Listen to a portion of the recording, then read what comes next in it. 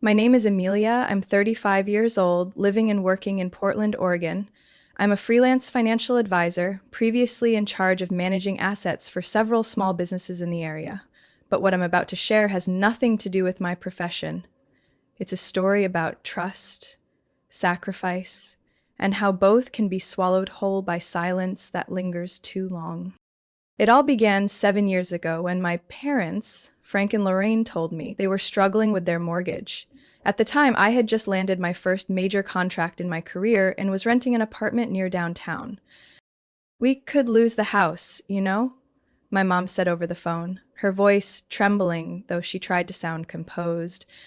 Your dad's not working full hours anymore, and my medication costs nearly $600 a month. I paused for a moment, then replied, just send me the loan information. I'll take care of the rest. They didn't ask more, didn't refuse either. Just a few throwaway lines like, you're such a good daughter, as if I'd just set the dinner table. Not volunteered to carry a $200,000 house that technically had nothing to do with me. From that month on, I began covering each mortgage payment, part principal, part interest, plus all the extra costs no one wants to deal with. Roof repairs, furnace replacement, property taxes, maintenance. My parents called it temporary help. That temporary lasted 7 years. I never asked to have my name on the deed. Never pushed for paperwork. I just thought, this is family. I could support them a little. Even if I wasn't the favored child, I believed a home should be protected. My younger brother, Ethan, 3 years my junior, worked in interior design and lived in San Diego. Since graduating, Ethan had never once sent our parents a dime. But every time he called, my mom's voice lit up like a string of Christmas lights. Ethan said today that his company's opening a new branch in Los Angeles, she gushed. Your dad's thinking of buying him a new car to make commuting easier. I smiled, but it wasn't joy. My parents never asked how much I was paying. They only called when a due date was near or when the A/C started making strange noises. Every time I visited, they never once brought up the house. No thank you, no mention of how I kept them from losing their home. Still, I came. Still bought the pastries Mom liked from that old bakery. Still took Dad to his quarterly checkups. I told myself that as long as they were healthy and at peace, I could bear anything. Someone once said that if you give without setting boundaries, people will begin to think it's your obligation. I used to think that was cynical, until I started to feel less like a daughter and more like a walking wallet. I remember one conversation clearly. I asked Mom, if someday you and Dad are no longer here, who will the house go to? She looked at me as if I had asked something absurd. Well, to Ethan, of course. He's our only son. I froze. Not because I wanted the house, but because that answer came out so casually, so cold. No acknowledgement of the fact that I'd been the one keeping that house afloat. Not even a moment of hesitation. That moment changed everything. I began to understand that sometimes family ties aren't enough to keep you from being erased. And when you live too long as the good child, the world stops seeing you. They only see what you provide. I received my sister's wedding invitation on a rainy afternoon in early April. The card was embossed with gold edges, her name and that of her fiancé, Brandon Shaw, framed by a laurel wreath, like a blessing from both God and my parents' bank account. At the bottom corner, there was a scribbled handwritten note. Make sure to come early. Brandon wants a full family photo. Not a single mention of my name, just another unspoken expectation from someone who had long accepted me as background, decor in every family picture. Claire's wedding was a whirlwind, funded entirely by my parents, Frank and Lorraine. Even though Claire was only 29 and currently on a mental health break, they decided to host her wedding at a lakeside resort in Lake Chelan, where one night cost nearly half a mortgage payment I used to cover for them. Ryan, my husband, and I arrived Friday evening after a 7-hour drive through pine forests and rolling vineyards. He carried the luggage, I carried the wedding gift we'd carefully chosen, a handcrafted ceramic lamp set from a boutique in Seattle. I figured we'd head home early Sunday. I didn't realize that by Saturday night, everything I thought I knew about my family would be shattered. The reception hall looked like something out of a Hallmark movie. Crystal chandeliers, white lilies, and golden daisies arranged along every aisle, perfumed with artificial sweetness and rehearsed joy. I was placed at table 11, surrounded by a group of Brandon's college friends. People who couldn't even remember my name, though I once helped him fill out a student loan application 3 years ago. My parents? They were seated at the center of the head table between Claire and Brandon, glowing like lottery winners. I watched them laugh, toast, beam with pride, while my own chest felt as cold as the breeze blowing in from the lake. As the speeches began, the room quieted. My mother stood, holding the mic, her eyes sparkling like she was about to sing "You Are My Sunshine" to her precious daughter. "Thank you all for being here to celebrate this milestone for Claire and Brandon," she said, voice shaky but clear.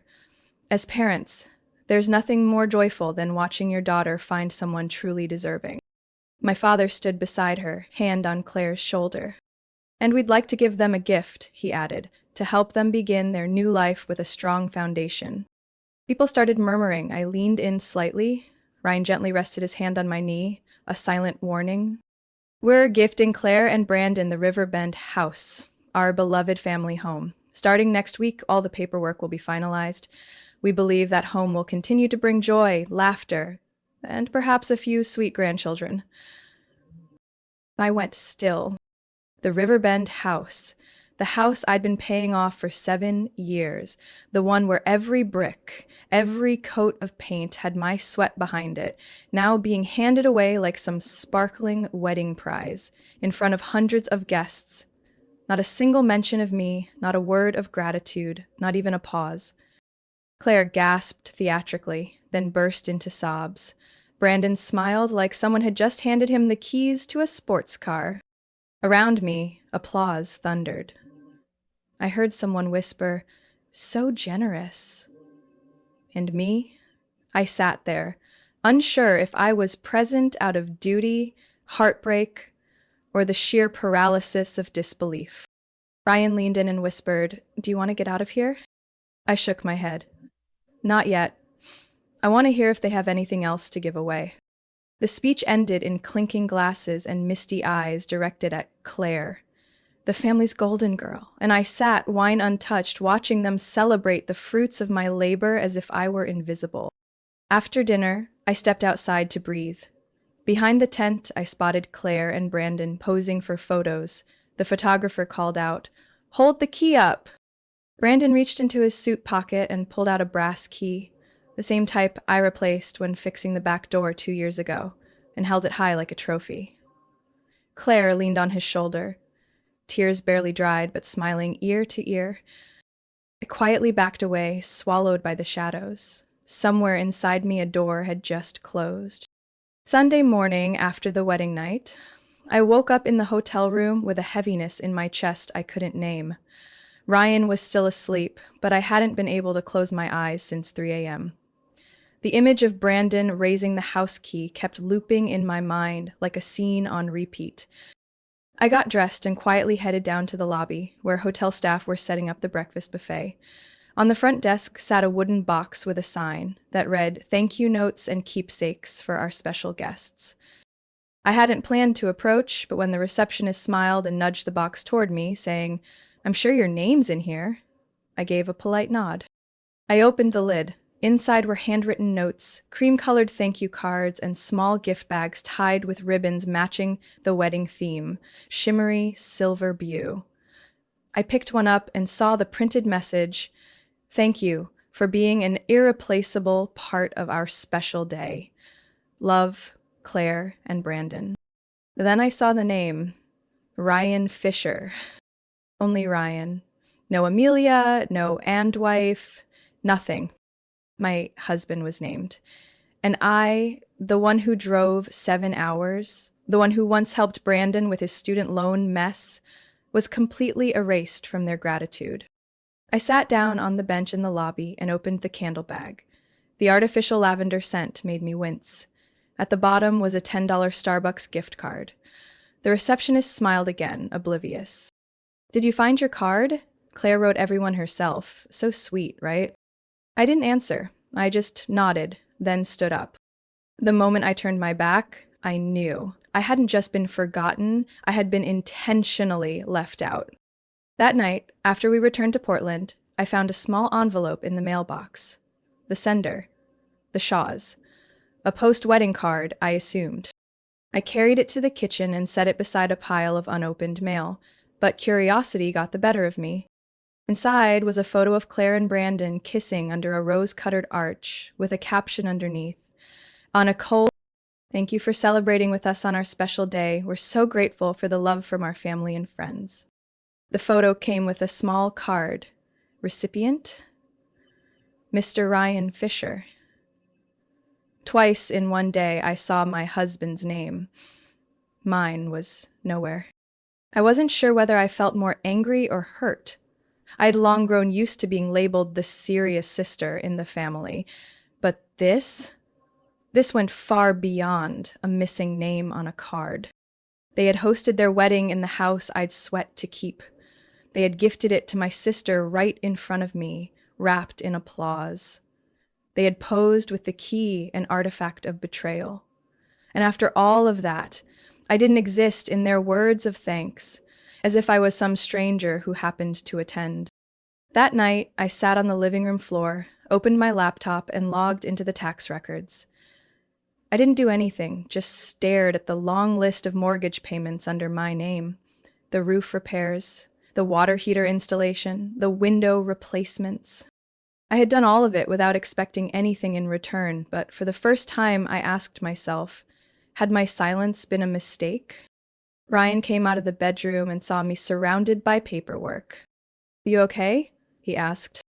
I looked up, a tired, hollow smile stretching across my face like muscle memory.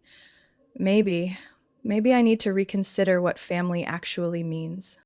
He didn't say anything at first. He just sat beside me. Then, gently, he said, I think it's time they showed their gratitude with actions, not just silence. I nodded. 4 days after returning from the wedding, I got a call from my mother. Her voice was as sweet as always, as if nothing had happened between us.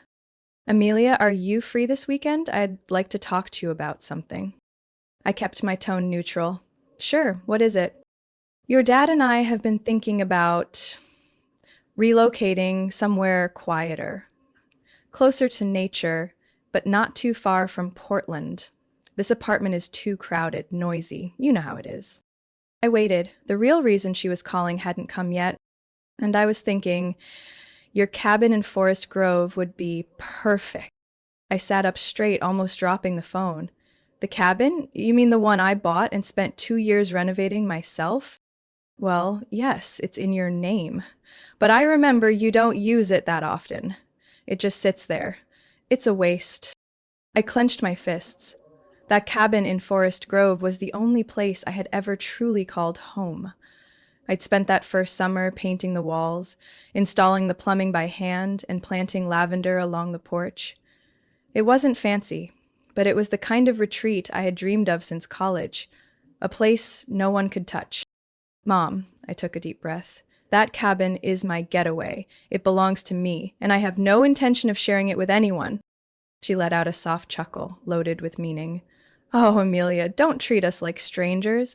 We just need a quiet place for a few months. You can come and go as you please. We can even live together.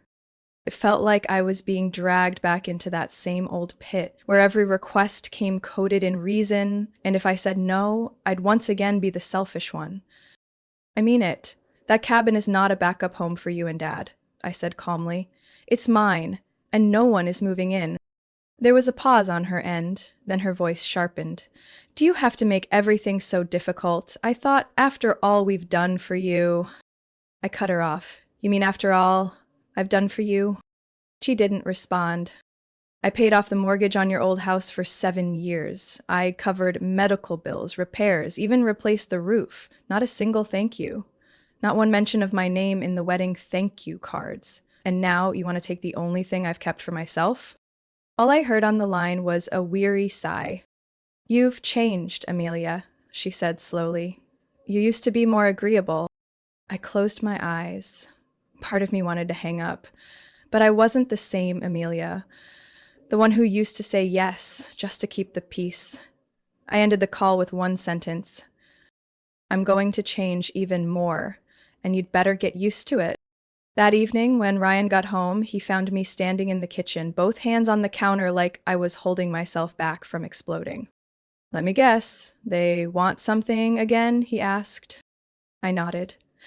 They want to move into the cabin. Ryan frowned. The one you bought with your first bonus. The one you built from scratch. Yeah. They say I don't use it enough, so it's going to waste. Ryan was silent for a few seconds, then he pulled out his phone. I'll change the locks this weekend. And install security cameras. If they show up without permission, it's trespassing. I looked at him, grateful beyond words. I didn't say anything. I just placed both hands over his. For the first time, I felt like someone was truly standing with me. It was a Tuesday afternoon. I was in a video call with a client when my phone started ringing nonstop. I declined the call once, twice, 3 times. On the fourth, I excused myself and looked at the screen. Forest Grove motion alert, cabin back door. I frowned. I'd never received an alert from the cabin before, not even when Ryan went to service the system. This time, it detected motion at 2:16 p.m. I tapped the video. The backyard security camera showed it clearly. My father, Frank, was using an old key to unlock the back door. My mother, Lorraine, stood beside him, holding a tote bag, stepping in as if it were their home. In her hand was a beige tumbler, the same kind she used every morning for tea at the old house. I couldn't believe my eyes. They actually did it. I had been clear they were not allowed to move in. I had not given permission. I thought they understood that this time I meant it. But to them, no had always just meant maybe. I called Ryan immediately. They're in the house, I said, my voice dry. He knew instantly. The cabin, with the old key, through the back door. Do you want me to call the police? I paused for 3 seconds.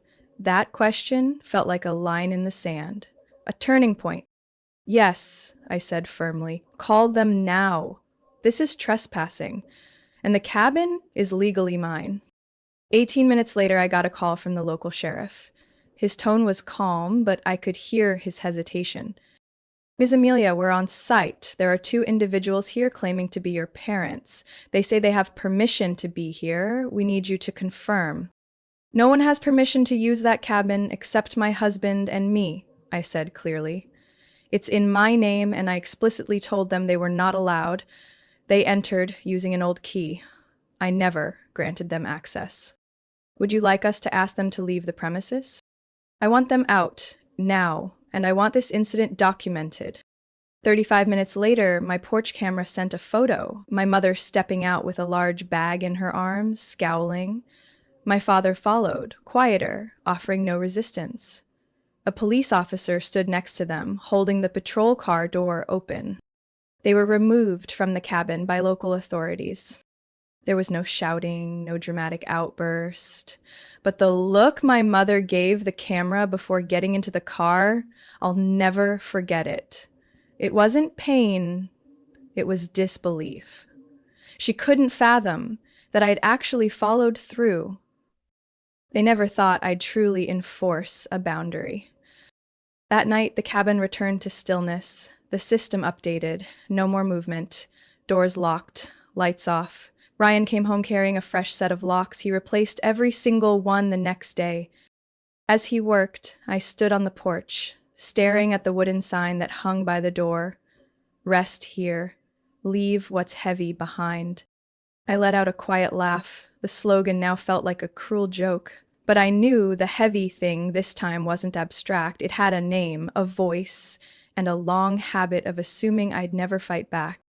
That night, I logged into the county property portal and took one more step. I filed an official sole ownership claim and revoked all unauthorized access rights. I wanted it in writing. I no longer believed in unspoken understandings. The next day, my mother called. I didn't answer. Her message was just one line. You've gone too far. I read it 3 times, then hit delete. No reply. No justification. Because for the first time in my life, I didn't need to explain why I was protecting myself. Saturday morning, as I was making coffee, my phone started buzzing non-stop on the kitchen counter. The screen showed 9 messages, 4 missed calls, and a stream of Facebook notifications. I unlocked my phone. The first message was from April, my cousin on mom's side. Are you okay? Aunt Lorraine posted something weird. Everyone's talking about you. I opened Facebook immediately. Mom's profile looked the same. Her profile picture was the one of the two of us at Christmas Mass 6 years ago, though my eyes in the photo were clearly looking elsewhere. At the top of her feed, she had posted a long caption along with 2 photos. The first showed her and my dad, Frank, sitting on the cabin's steps, bags and suitcases beside them. The second was of a patrol car parked in front of the porch, with a police officer speaking to them. Both photos were shot from a low angle, clearly staged to emphasize the drama of being kicked out. Her caption read, "In your twilight years, all you want is a peaceful place to rest, but your daughter calls the police to evict you like a stranger. All we ever did was love and sacrifice for her." Below were hundreds of likes, sad reacts, angry emojis, and hearts. The comments flooded in. "Oh my God, how heartless can she be? Kids these days only care about money, forget about the people who raised them. I'm in tears. Lorraine is one of the kindest women I've ever met." Someone even wrote, "If it were me, I'd never forgive a child like that. So sad." I stood frozen in the kitchen, holding my coffee cup but unable to sip. My heart wasn't racing from anger. It was the cold sinking into my fingers. Ryan walked in, noticed my expression, and asked, "What happened?" I handed him my phone. He read silently for a while, then let out a long sigh. "She knows exactly what she's doing. These photos aren't random. Every angle, every moment, it's intentional." I nodded, pressing my lips so tight they hurt. They know if they spoke to me directly, they'd have no excuse to play the victim. So now they're telling the story their way, to the public. 3 hours later, I got a message from a high school friend. "I don't know what happened between you and your parents, but the way they're being treated is awful. Hope you're okay." I didn't respond. Then came a text from Uncle Hank, Dad's younger brother in Arizona. "Did you really call the cops on my brother and sister-in-law? Are you okay mentally?" Not everyone attacked. Some were gentle. But what stunned me was this. No one asked, what actually happened? Not a single person considered that there might be another side. I opened my email. My inbox was flooded with alerts from colleagues and industry friends. One person even sent a link to my mom's Facebook post, adding, "Not sure who's right or wrong, but this is spreading fast. You may want to respond soon before it affects your reputation." I closed the screen, no more reading. That night, I sat at my laptop, fingers resting on the keyboard. I could have written everything right then. I had the receipts. The statements for the old house, the invoices for roof repairs, the new AC unit, even the audio clip where Mom said, "That cabin should belong to Claire eventually. She deserves it more." But I didn't write. Not yet. Because if I respond, I won't stoop to their level. No fake emotions, no tearjerker shots, no pity grabs. I'll let the truth speak for itself, layer by layer, not for revenge, but for dignity. I shut the laptop, pulled out a thin folder from the drawer. Inside were the cabin's title, insurance documents, and a detailed spending breakdown for the past year. I began organizing everything chronologically. One sentence echoed in my head, clear as a bell. If they're writing a story, I'll rewrite the entire first chapter. And this time, I won't back down. Not again. 3 days after my mother's tearful posts spread across Facebook groups in Portland, I sat alone in my home office, staring at my laptop in a thick folder, evidence I had gathered over the past 7 years, from the first wire transfer to the final roofing bill on the cabin. I wasn't writing to gain sympathy. I wrote to stop the truth from being twisted any further. My post began with a single line. I'm not rejecting family. I'm rejecting being exploited in the name of family. I attached photos of bank statements clearly showing my name and monthly mortgage payments from June 2016 through April 2023. Each line of payment was clear, irrefutable. Next came detailed records of major repairs at the Riverstone house: broken heating systems, rotting roof tiles, cracked plumbing. I posted photos of each invoice with a note: paid by Amelia Fisher, titled to Frank and Lorraine Fisher. I didn't stop there. I included a recording from a phone call with my mother 2 months earlier when she wanted to move into the cabin. That cabin will eventually belong to Claire. She needs a quiet place. She deserves it more than you. You know I'm the legal owner of the cabin. So what? Miss, I just didn't think you'd be petty. You have money.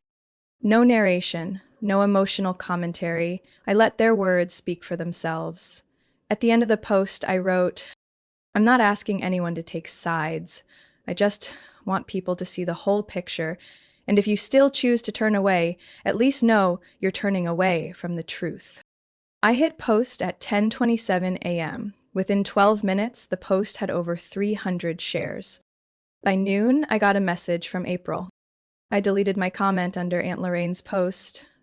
I'm sorry for judging you. A former college friend emailed me. I used to think you were cold. Now I just see strength. And Uncle Hank, the one who asked if I needed mental help, called, but didn't leave a voicemail. He simply texted. You don't owe anyone an apology. But the biggest surprise came that evening.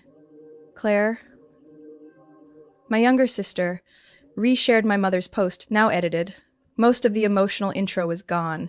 In its place was a short caption. I don't agree with how things were handled, but I also can't support storytelling that bends the truth. Family doesn't mean silence in the face of wrongdoing. Someone in the comments asked, are you saying Amelia was right? Claire replied, I think we shouldn't applaud manipulation just because it's told with a tearful voice. I didn't celebrate. I didn't feel relief. But for the first time in months, I slept without tossing, without waking from dreams of a familiar knock on the door. My mother's voice saying, can you help me? Just this one time? In my dream, I stood inside the cabin, light streaming through the windows, holding the key. But this time, I didn't walk outside to hand it away. I closed the door, locked it, then walked toward the kitchen, where breakfast was waiting. The truth doesn't heal everything, but it's where healing begins. And I knew people like my mother wouldn't stay quiet for long. They can't bear losing control of the narrative. But I also knew, from now on, I had a voice they couldn't erase. A week after I posted all the evidence, no one in my family reached out. No calls, no texts, no emails, no public comments or private apologies. It was as if the entire extended family had hit the mute button on me at the exact same time. I wasn't surprised. I wasn't even disappointed. I just noticed the silence. So quiet it felt suspicious. The kind of quiet that would have once made the old version of me nervous, enough to fix the air. But that version no longer existed. I didn't post again. I didn't respond to messages from people who once wrote cruel things. I blocked the snoopers, turned off notifications from both sides of the family. I called it emotional decluttering, like dusting a room I had no intention of ever leaving again. On the first Sunday after the war, I drove alone to the cabin in Forest Grove. October's gold had started to show. The maple trees lining the gravel drive seemed to whisper something gentle in the wind. I parked, opened the door, and stepped inside the home that finally felt like it belonged to me. On the kitchen table, I placed a small glass jar filled with dried lavender, cut from last year's garden, back when things were still calm. I made tea. I didn't care what time it was. For the first time in months, I wasn't living in defense mode. Not ducking, not bracing. I was just living. That afternoon, while reading on the porch, my phone buzzed. Not a strange number. It was a FaceTime call from Claire. I hesitated. My heart didn't race. I didn't feel anger, just a calm alertness, like double-checking the locks before bed. I answered. Her face appeared. Bare. unfiltered, standing in a kitchen I didn't recognize. I know you're not waiting for an explanation, she began. And honestly, I'm not even sure I have one that would mean anything. I stayed quiet, but I just wanted to say, your post made me face things I didn't want to see. I was spoiled. I was prioritized, and I let it become a habit. Still, I said nothing. I'm not asking for forgiveness. I just want you to know I won't be part of Mom's games anymore. If she calls, I won't side with her. I owe you that. At the very least, honesty. I nodded. Thank you, but I don't need a promise. I just want you to live by what you say, not for me, but so you can look in the mirror each morning without flinching. Claire bit her lip, her eyes were glassy. Will you be okay? I smiled. Not a polite smile, but a real one that felt like exhaling. I already am, for the first time in my life. We ended the call in silence, no promises, no awkward truce, and somehow that made me feel freer than any apology ever could. 3 weeks later, I was invited to speak at a local financial seminar about setting financial boundaries within families, a topic I used to avoid. I spoke honestly, without dressing it up or assigning blame, just the truth, that sometimes the people who owe you the most are the same ones who expect your silence for the sake of peace. As I stepped off the stage, an older woman approached me, gripping my hand firmly. You don't know me, she said, but today you said what I haven't been able to say for 30 years. I smiled without asking her name, because I knew. There are so many of us, quiet carriers, silent absorbers. That night, I returned to the cabin. I pulled out a small wooden box from the desk drawer. I opened it, took out the old spare key, the one they used to come and go, and placed it at the bottom. I stuck on a new label. What I once believed was love, but was actually possession. I closed the box, clean, light. I didn't need them to understand. I didn't need them to come back. I just needed to protect my space. And this time, I wouldn't open the door for anyone who didn't know how to knock. Amelia's story is a powerful reminder that not everyone labeled as family understands the weight of quiet sacrifice. When silence is used as a tool for control, speaking up is no longer a choice. It becomes self-defense. Amelia didn't seek revenge or beg for peace. She simply stood her ground, redrew her boundaries, and chose a life of clarity, one where she owed no one an apology for choosing peace. In real life, that's a reminder. Kindness does not mean letting others walk all over you. What do you think about Amelia's decision? Would you have done the same in her shoes? Share your thoughts below. And don't forget to follow the channel for more meaningful stories about family and real life.